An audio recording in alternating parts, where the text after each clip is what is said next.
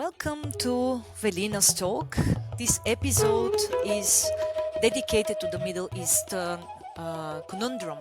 And my guest today is Nadim Shehadi. He's a Lebanese political columnist and economist, and he's also a former associate fellow of Chatham House in London. This episode is possible thanks to Bharat Fatah podcast producer, one of India's biggest and most famous podcast producers on politics and society. Now, today is the 7th of November. This is the day of the recording of this episode. And it's actually exactly 1 month after October 7th, when thousands of Hamas terrorists burst into southern Israel, slaughtering some 1,400 people in their homes, on the streets, and at an outdoor music festival. This has been the deadliest terror attack in Israel's history. Among the dead were also hundreds of soldiers and police.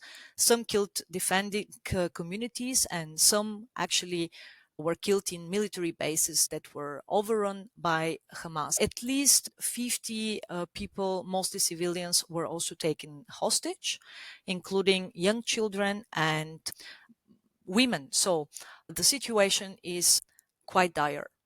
Now, in response to these grave developments, the State of Israel officially declared war. This is the first time that Israel has done so since 1973. And the military launched Operation Swords of Iron, so the Iron Swords. This operation is aimed at countering the threat posed by the terrorist organization Hamas. We are right now in the middle of this operation.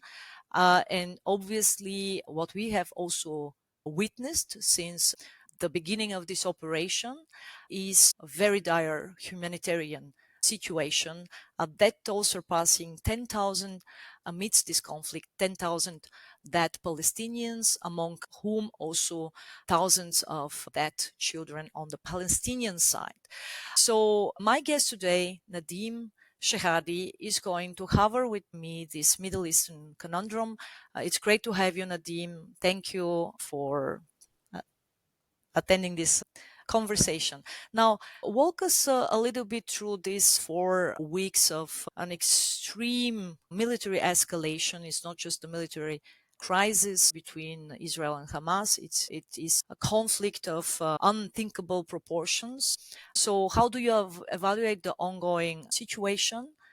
And what, in your view, is actually the strategy that Israel will pursue with obviously also ground offensive against Hamas? Thank you, Velina, and it's good to see you. I follow your newsletter and other podcasts. So I'm very pleased to be here.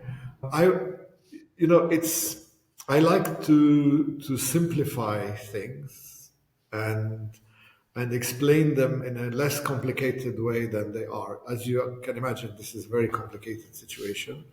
But the simplest way of explaining it is to look back at guerrilla strategy.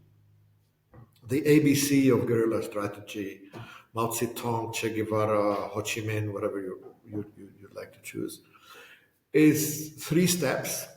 Very simple. You infiltrate the population, you hit the authorities, the state, the enemy.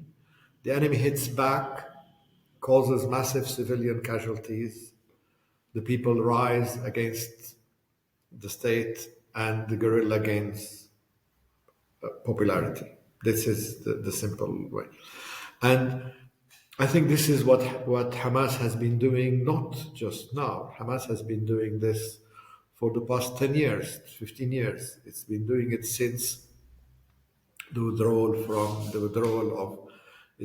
of Israel from Gaza, and since it took over Gaza.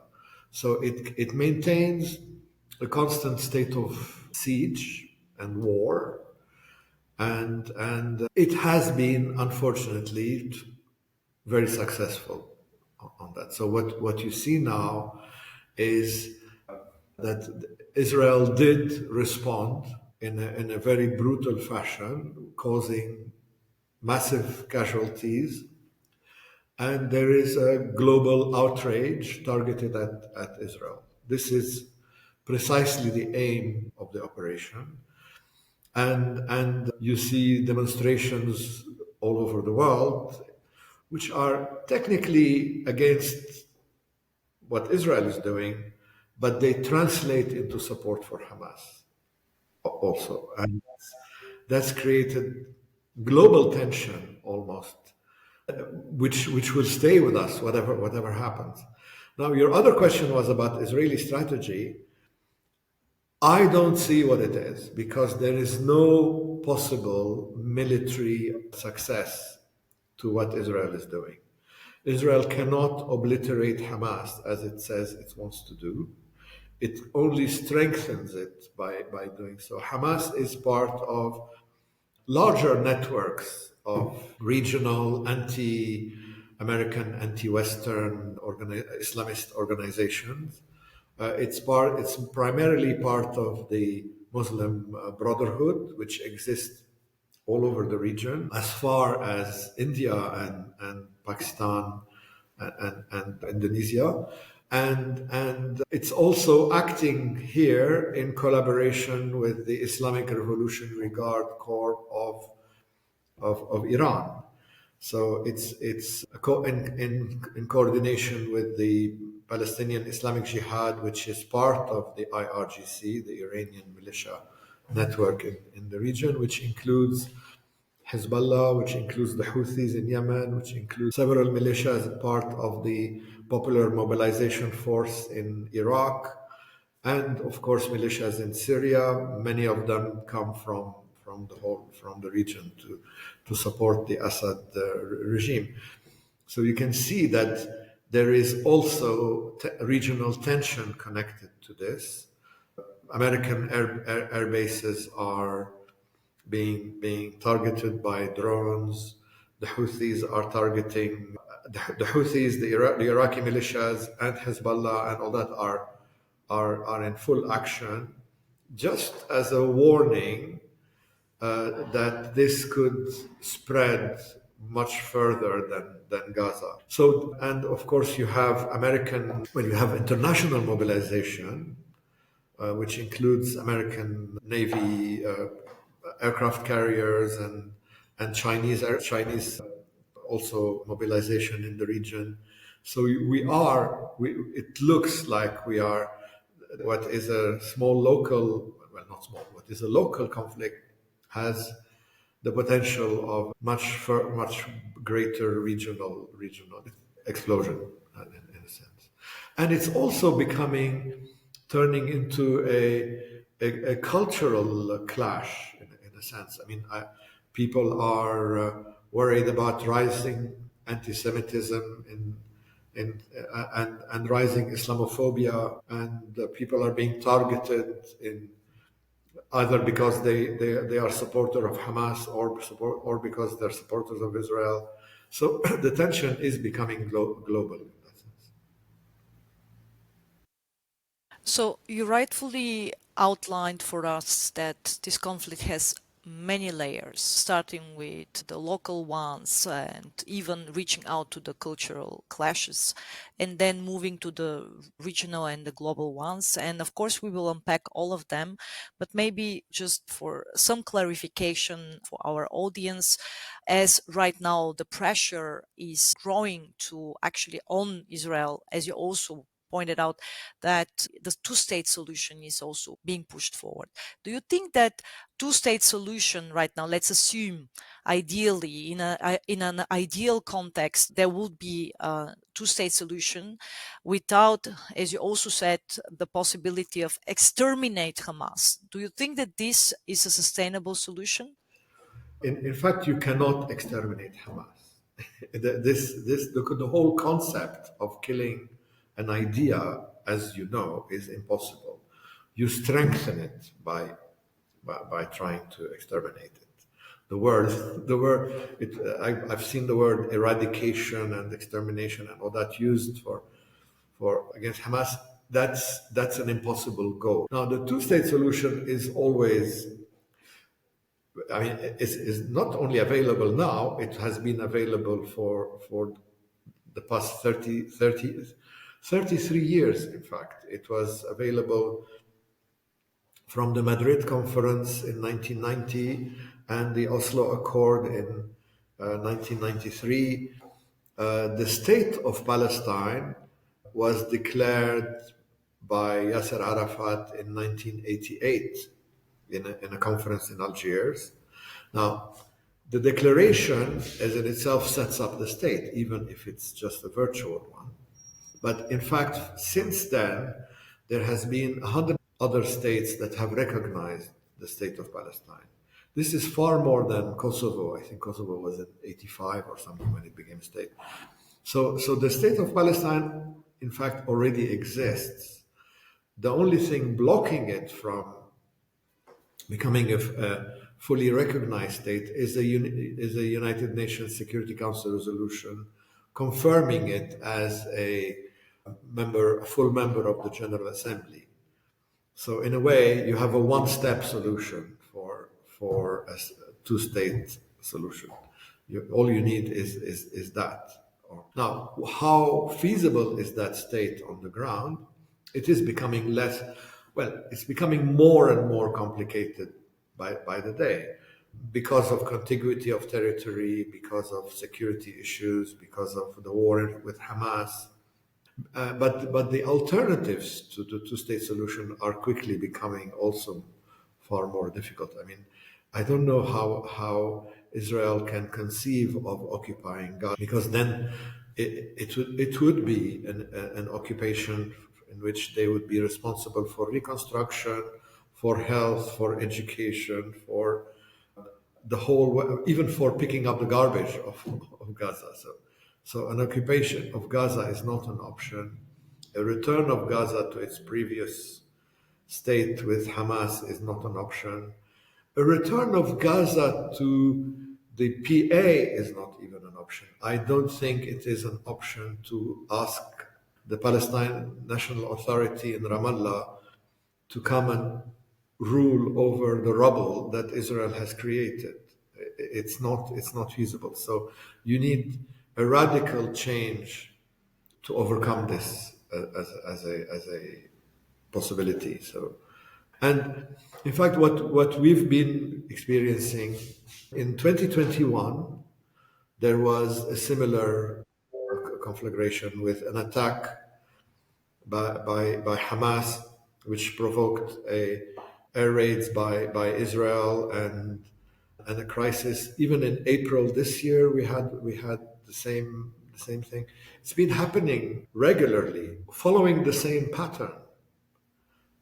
And when the dust settles and people evaluate their positions and evaluate what are the possibilities, on the Arab front, there are two extreme conclusions one can get.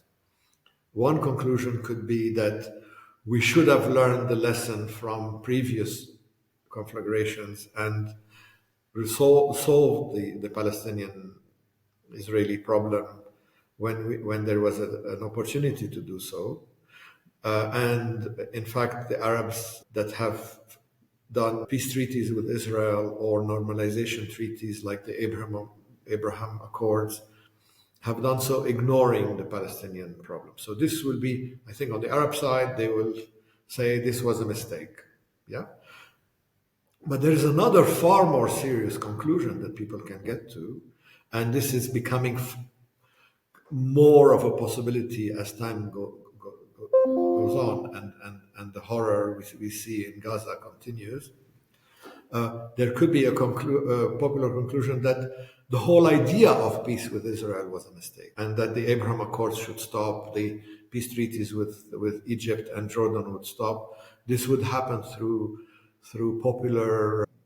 It would be triggered by popular feelings that we cannot have peace with a state that has done what it's. I mean, if you're reaching, we're now at 10,000 dead in Gaza.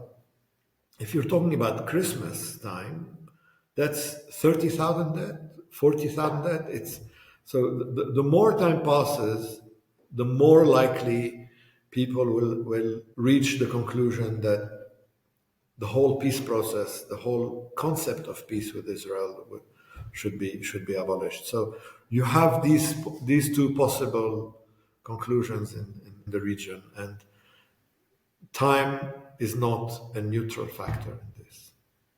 Absolutely, and I agree with you that here, of course, the second option looks more and more realistic as time goes by. Unfortunately, isn't it exactly the option that the Hamas was eyeing right from the beginning? Because if we take a look at the statements that Hamas was actually publishing, even at the beginning of these horrendous acts, there were statements like how Hamas felt being isolated in the whole normalization process between the Arab states and Israel, and how actually the whole region was overshadowed by the system confrontation between United States and China. And in a sense, right now we have one player against all of the rest of the players, which were more or less, of course, with all their differences, on the same geopolitical page, wanting to move on, and by moving on, of course, threatening, the cause of Hamas, the very existence of Hamas as a terrorist organization, namely to, always be able to flare up the conflict between the Palestinian people and Israel. So, isn't it exactly what actually Hamas was trying to Exactly. achieve? I mean, that's exactly what Hamas's target was, to spoil the peace between the ongoing normalization between Saudi Arabia and Israel. And they have succeeded in doing so. So I mean, and this highlights another. I mean, you were asking for a strategy, and I think the strategy of peace is the one that would succeed in defeating Hamas and Hezbollah and all the whole Iranian resistance axis in the region. It's like garlic to vampires in horror movies. The Palestinian-Israeli question had been completely neglected, and and for a good reason. I mean, there is a good background reason why the Palestinian-Israeli conflict and the plight of the Palestinians had been marginalized in Arab circles. And it is because since the Arab Spring, there was a rift between Palestinian activists and activists, especially in the revolutions in Syria. Syria was the main thing, but during the Arab Spring, people were revolting against dictatorships that had used the Palestinian issue as an instrument to suppress the people for the last 25, 30 years or more. So since the 1960s, Egypt, Syria, Iraq, and Libya, all these countries were under emergency rule, where all the constitutions were suspended, where you had emergency security measures. You could arrest anyone at any time for being an agent of the enemy in times of war, or for decreasing the resolve of the nation in a period of conflict. These kinds of accusations that were connected to the Arab-Israeli conflict. And the slogan of most of these regimes was that there is no voice that can be louder than the sound of the conflict, than the sound of war. So we are in a situation of war, and anyone who opposes the war is a traitor. By revolting against these regimes, they were also, in a way, revolting against that narrative of using the Palestinian-Israeli conflict as an instrument to suppress them. But at the same time, Palestinian activists were, especially during the Syrian revolution, were overall pro-Syrian regime and pro-Hezbollah, and considered that they were part of the resistance. So you have two modes. You have a revolutionary mode of the Arab Spring and the resistance mode of the Palestinian activists, which is a completely opposite direction. One was anti-Western, anti-imperialist, and wanted to fight the United States and Europe and the West. And the other was, in a way, aspiring to join Western values and democracy in these Arab Spring revolutions. Of course, they were both disappointed, but this was the mood, and it created a rift between, generally, between Arab public opinion and the Palestinian issue. Now, can you also discuss a little bit the role of the external powers in shaping the dynamics of this conflict? Not only in Gaza, you also already outlined for us the dynamics linked to Hezbollah, which is based in Lebanon. And at least as of now, it looks like the risk of a second front is rather low, as this was one of the biggest, of course, threats right from the beginning of the military operation of Israel. At least as of now, as I said, it looks rather a low risk. But what is your take also on this possibility, given the spillover effects of Israeli military operation on the ground and the possibility of other external powers, specifically neighbors, of course, that are vastly invested in the region, to also get involved the one way or the other, and of course, by extension, when we talk about external powers, we have also the global dimension. And here, once again, uh, I would like to hear your opinion about the possibility of having a second proxy war between United States on the one hand and China and Russia on the other hand, as we know already how these three key great powers are positioned in the region. And by saying proxy war, of course, I mean that we already have the situation with the ongoing war in Ukraine, where I argue that this has been the first proxy war between United States on the one hand and China on the other, because China, even though that it says that it's neutral, is in fact in support of the Russian Of cause course. and the Russian goals.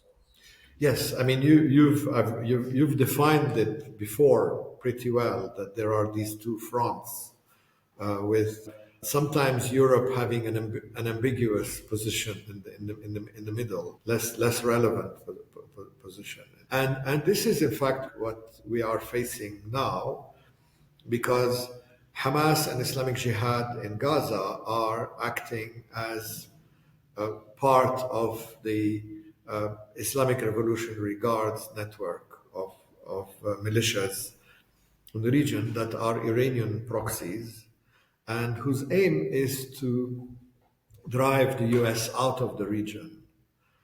It's not like a conspiracy or a secret aim. It's a very well, clearly declared aim, which was also declared again by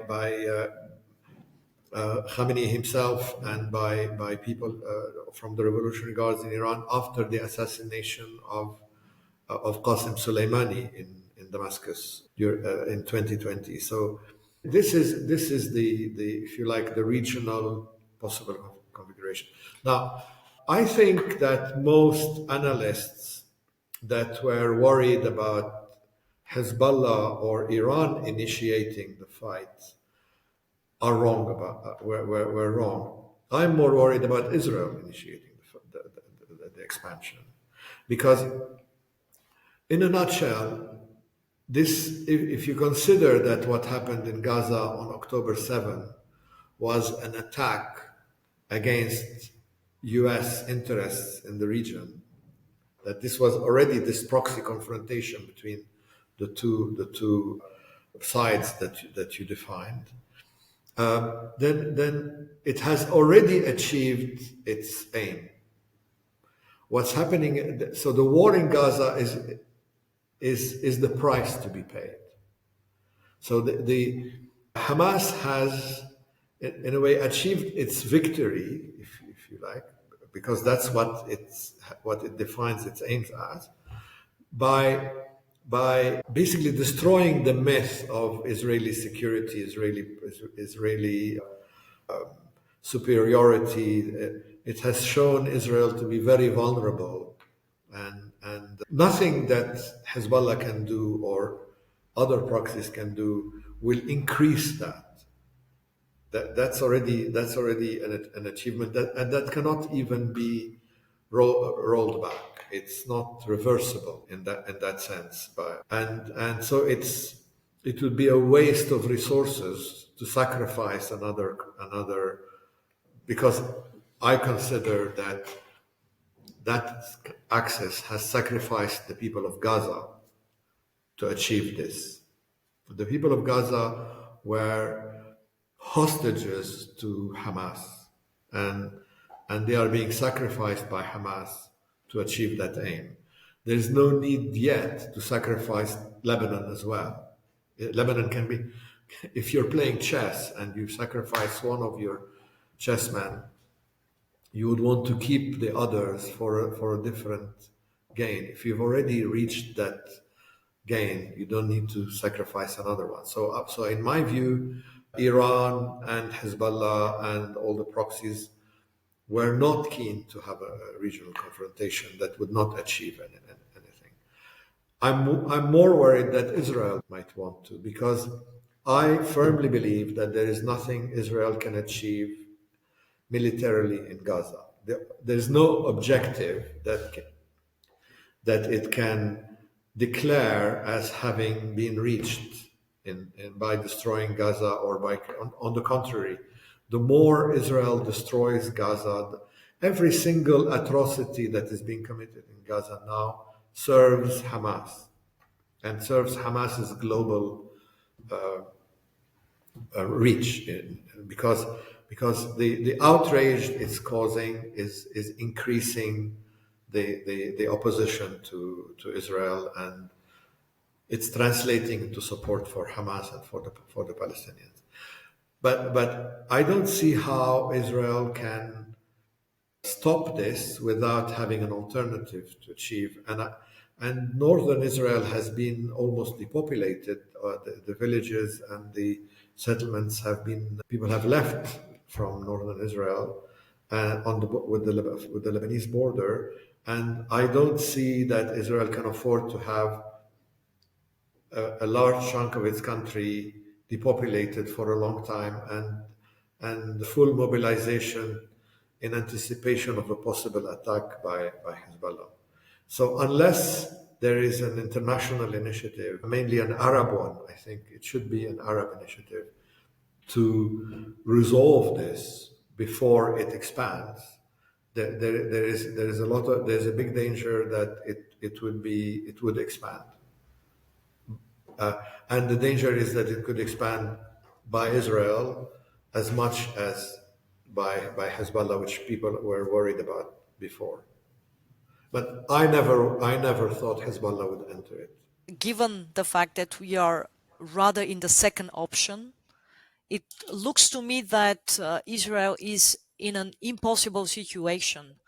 First and foremost, because Israel does not have the world on its side. We've seen that clearly with all the protests actually happening in the West, in US universities, on the streets of big cities in the United States and also in Europe, despite the fact that the United States and the European governments are supporting Israel in this endeavor. And at the same time, it is an impossible security dilemma, right? Because what Israel is actually trying to achieve is per se impossible. I mean, it brings us back to scenarios like Mosul following the organized, of course, attacks on ISIS, or even it brings back memories of the 90s with the Chechen wars of Russia.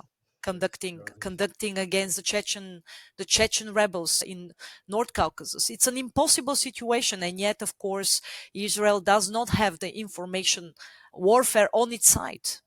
And as you pointed out, the Arab states will, of course, mobilize against such cause because of the pressure coming from their own population. So here I would like you to maybe, well, let's say, to pick your brain on how actually to go out from an impossible situation. Will we see probably an increasing political pressure coming from United States, because United States is obviously already in an election campaign, and what matters is only the internal dynamics. And even within Biden administration, within the Democrats party, we see already that the conflict line based on the Israel-Hamas conflict is, so this gap is already growing, that we have supporters of the Palestinian issues within the Democrats who are against Biden's position. Will this be probably one of the main reasons that we will see actually growing pressure on Israel? And at the same time, we see actually how narratives are now being instrumentalized in a very classic Soviet style, I mean, Cold War style, where, of course, China and Russia will be the big winners because they are the supporters of the Palestinian issue. And they They are the are the masters of of the and they are the masters of propaganda, yes, disinformation, misinformation, and so on and so on. I mean, in the Chinese case, it's more about creating positive a positive image. yes. But in the Russian case, of course, it's really about instrumentalizing now these anti-Western narratives and using them against the European and the American population. So that means that this population should turn against its own government. So how do you see this? I mean, we need an exit option out of this precarious situation.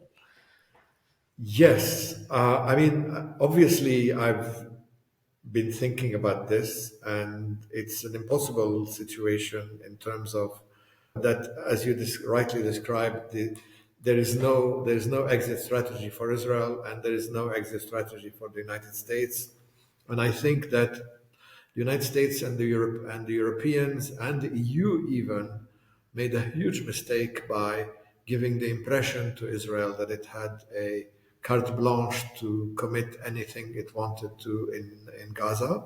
And they feel they have the backing, whereas they don't have that backing. What was missing in this whole equation was that people did, I mean, the Europeans and the Americans did not go to the Arab states for a solution. I think Biden should have flown to Riyadh instead of flying to Jerusalem.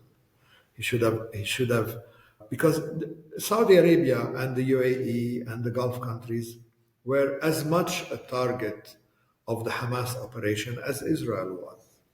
So it would have been wiser, and it's still the option to come up with a regional initiative backed by the Arab states that have relations with Israel to find a way out of this that would satisfy everyone. And it's not easy, but it's feasible, and the outcome has to be radical enough to change the mood. It has. That's why people have been talking of that this should result in the creation of two states.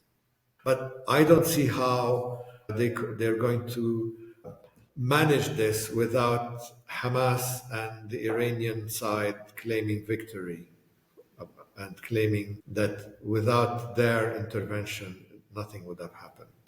So that's where there has to be a very delicate and very sensitive political operation led by the Arab states. I think they should be in the lead, not they have they because they do have the popular support and they do have the credibility to do it. But the anger that has the anger and the rage that is and the outrage. I mean, you heard Queen Rania and others. It's just the tip of the iceberg. It can explode in everybody's face. What we are seeing in Gaza is completely unacceptable. And the Israelis are convinced that they can do it. Of course, the other potential actor with global power ambitions, that is China, had also plans for normalization of the relations between various key players in the region. China succeeded in actually mediating on a deal between Iran and Saudi Arabia, apparently successfully because if you remember, Iran and Saudi Arabia had actually a direct call at the beginning of the crisis. Um, and that means also they have a direct channel of communication. And in the next step, China actually had the ambition to normalize the relationship between Israel and the Palestinian people as well. So China had this ambition of actually creating conditions for two-state solution and providing in a sense a framework. So here my question would be, do you see window of opportunity for China to enter the region and establish itself as the new key player, given all these ongoing geoeconomic developments? Think of also the invitation to several Middle Eastern states to become BRICS members. The invitation, as far as I remember, went to Saudi Arabia, Iran, but also UAE.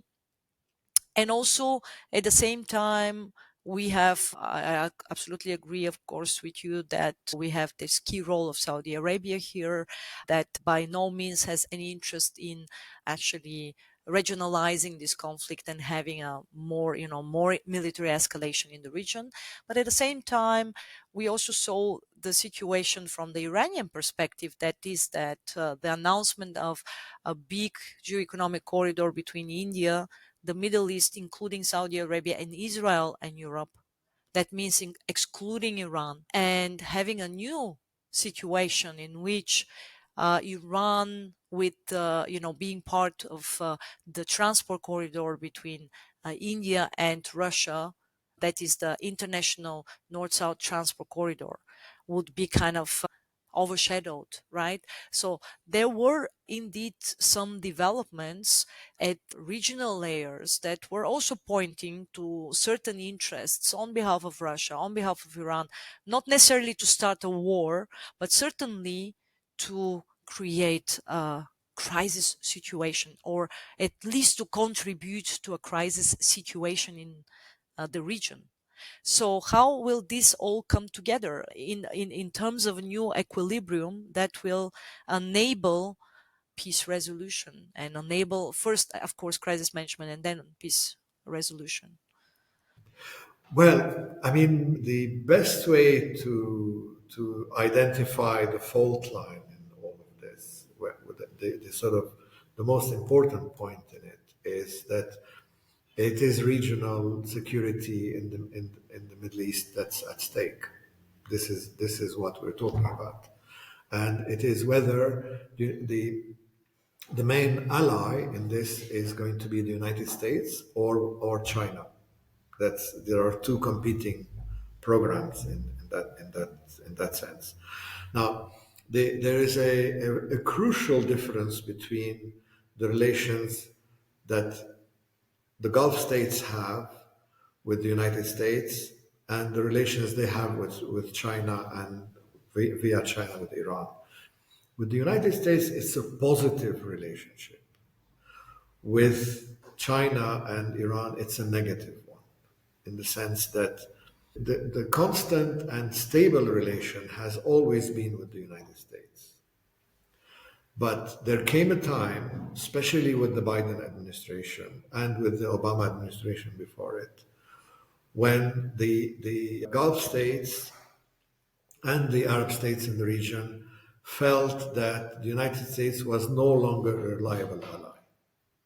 And that was when the Houthis in Yemen attacked Aramco and sent drones over the UAE and attacked an airport near the airport in Abu Dhabi. And the United States did not react in the way they expected to. So their security, they felt that the United States as a security guarantor was less reliable than they hoped. That leaves them exposed mainly to a danger from Iran. So the relationship with China is a negative one in the sense that it's only there as a it's almost like the relationship you have with a blackmail, with an extortionist. China is there to make sure that Iran does not attack you or to control Iran. But that's not reliable in the long run because all these plans can happen. The corridors and the trade routes and all that can happen geographically with a complete change of regimes in the area. So you cannot rely a front like Russia, Iran, and China maintaining the regimes in the Gulf states and the security arrangements in the Gulf states when they have after in and if they succeed in driving the U.S. out of that region, which is their objective, and to replace it, and also they're asking them to join the BRICS in order to, in a way, change the equation of the dollar as the global reserve currency, which would then take the power away from. So we are seeing a very cold war with which the conflict in Gaza is only the tip of it between these two fronts, and the Arab states find themselves in the middle, trying to. Saudi Arabia and the UAE and Qatar are trying to develop a very sort of delicate balancing act because none of them would survive without external protection. We saw that with Kuwait. I mean, in 1990, the American envoy in Iraq maybe scratched her nose or hesitated when Saddam asked her about the conflict they had with Kuwait. And he interpreted that hesitation as a green light to invade Kuwait. And Kuwait disappeared overnight, almost. So I think that this is what we need to watch. Now, what you said also is of huge concern to the security of the region because the United States has this habit of turning inwards and conducting international politics as though they were local politics during an election. And it can drop the game in a very unexpected and absurd fashion that does not make sense to anyone except if you are conducting an electoral campaign in the US. And so it's still an extremely unreliable partner for security reasons.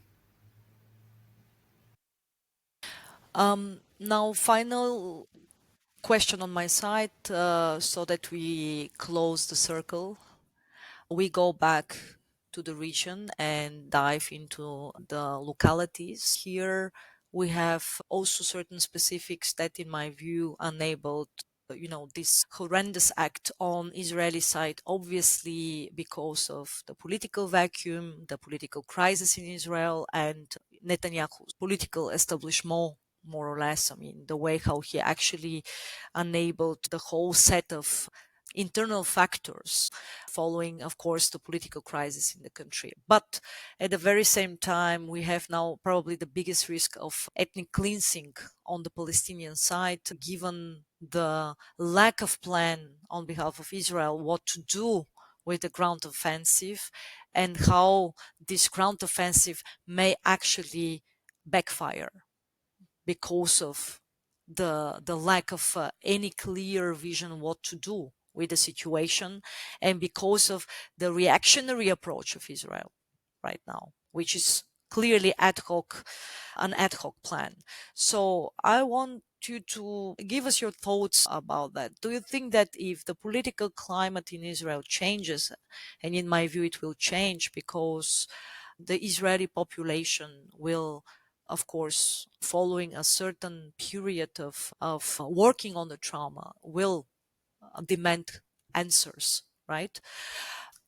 Do you think that if the political climate changes in Israel, and at the same time, if we see the certain signals of ethnic cleansing in Gaza Strip, because to my mind right now, I just don't see any other scenario for the current activities of the so-called ground offensive, how it could end in a different outcome, that these two factors, these local factors, these local dynamics may contribute to the pressure I meant at the beginning on Israel to actually stop and to really compromise and find another solution, because this solution won't be a sustainable one, not only for the Palestinians, but obviously also for Israel and for the regional dynamics that we discussed before that.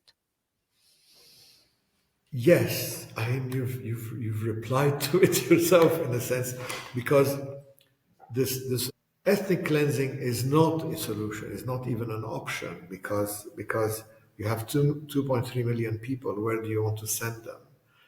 No Arab country would accept them, and Europe will certainly not accept them, and so it's an impossible objective to reach in that sense. Now, what will happen? What will happen in Israeli politics is important, but it will the circumstances that led to the security breach were unique in the sense that you had a combination of two factors. One of them was the internal political division because of Prime Minister Netanyahu's plan to reform the judiciary. I use reform in a loose fashion, which was severely dividing the country, and all these protests that were happening. But at the same time, you had Israel feeling that the Gaza issue was no longer a problem because they had just reached an agreement with Hamas to ease the restrictions. They had allowed 18,000 workers to cross into Israel. They were supplying electricity and water and releasing funds and aid, facilitating aid and passage to people. There was a complete there was a feeling that Gaza was no longer a problem. We've reached an agreement with Hamas. It serves the Netanyahu agenda that you reach a separate agreement with Hamas that stabilizes Gaza, and a separate one with the West Bank, with the PNA. And the PNA, the West Bank was seen as more of a problem because of the issues in the refugee camps in Jenin so it was a completely unexpected attack from on a very well on at the end of a holiday when all the soldiers were going home, and the so this will not be repeated in a sense. So it's not security arrangements that will be the problem. It's the whole. There needs to be a complete overhaul of Israeli strategy with the Palestinians. The Israeli strategy so far has been that you can surround yourself with a wall and isolate yourself from the problem, and that peace with the Palestinians was not a priority and not even a necessity. They were very comfortable isolating themselves. The economy was doing well, innovation, technology, and foreign investment, and all that. So that was the strategy since 2005. This was the strategy that was behind the withdrawal from Gaza.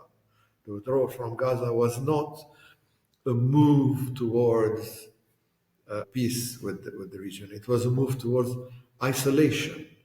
At the time, Sharansky was saying that we should not have peace with the Arabs because they're not democratic, they're not ready for it, they don't want it. So let's just isolate ourselves. And at the same time, Sharon was being advised about the demographic factor, that the future demographic problems that would happen. And there were strategies of separation. And so we've been on that strategy, overall strategy in Israel, for the last 18 years. So there has to be a complete overhaul of that towards either peace or complete war. And this is a very actually positive way of ending this conversation. But at the same time, it triggered a final question I need to ask. I need to ask, and that is the question about the peacemakers, the fate of peacemakers in this region. Because as we speak, we just marked another gruesome anniversary of, of the fate of some of the peacemakers in the region when they actually negotiated peace. Do you think that the future peacemakers in the region, on both sides, obviously, of course, on the Israeli side, but also on the Palestinian side, will witness different, a better fate, that this time it's really going to be different in a sense that there is more expectation, more pressure for peace, and thus those people who actually have the courage to go, this path, the path towards peace, that they will face also, a better fate, because we know from the past what happened to people being involved, politicians being involved in peacemaking. And this, I think, is also a serious constraint when it comes to dealing with the region and trying actually to figure out solutions, sustainable solutions for the region. Yes, I think we should stand the whole process on its head and reverse it. The process so far has been that there has to be a complete agreement between the Israelis and the Palestinians to reach a two-state solution and peace. I think we can start with the reverse of that. We can start with the two-state solution, which only requires a United Nations Security Council resolution because the state already exists. It's been recognized by 139 countries. So all it needs is what Palestinian lawyers call state actualization rather than state creation. So for them, the Palestinian state has been in existence since 1988, and so that's the this relieves the pressure on the peacemakers, because if you want, because the former peace process was based on two principles, both of them dictated by the Israelis. One of them is the first one is that nothing is agreed until everything is agreed. So you can agree on a million things, but things get stuck with a couple of the two main hurdles were Jerusalem settlements and refugees. The three main hurdles were Jerusalem settlements and refugees. So we were stuck with that, and it's as though nothing had happened before. Now, when you start with the creation of the two states, the two-state solution, which in a way were even created in, I mean, if you create one state, you're creating another de facto in 1947 during the partition plan. Then you can start with solving the feasible things, the things we already have a solution for, like water, like electricity, like development issues, like foreign investment. The Arabs can come in and invest, and so there are lots of things that are feasible, but that were on hold, awaiting a solution for things like refugees and Jerusalem. And there are practical solutions to everything, possibly not for Jerusalem. But Donald Trump has done the world a great favor because he has solved the issue of Jerusalem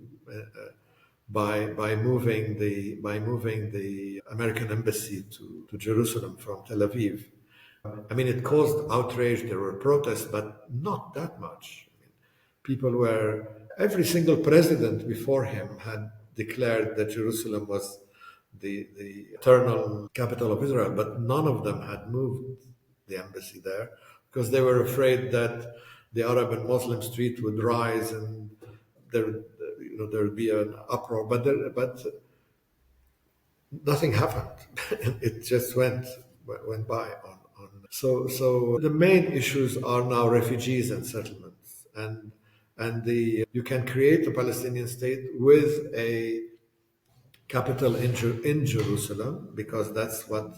So and we have the Arab Peace Initiative on the table, which is a Saudi initiative, which can be activated with the right with the right wording and the right conditions being included in the drafting of that Security Council resolution to create the state. So it's all feasible with the right conditions. I think that now we can agree that on this positive note, we can actually end the conversation, and you can follow Nadim with his publications on the platform of the Arab News, where he actually publishes a lot of interesting articles on a regular basis. And you can also follow Nadim Shehadi on Twitter. Nadim, thank you very much for this conversation, for this very open and quite insightful conversation. And I'm afraid that the war has just begun, and it will, of course, last much longer than Israel hopes or thinks. So I suppose that we will be continuing this conversation in the new year, similarly to what is going to happen also, unfortunately, with the other front, that is the Eastern European one, with Russia's war on Ukraine, which will mark its second year on February 24th, 2024. So thank you very much, and see you soon.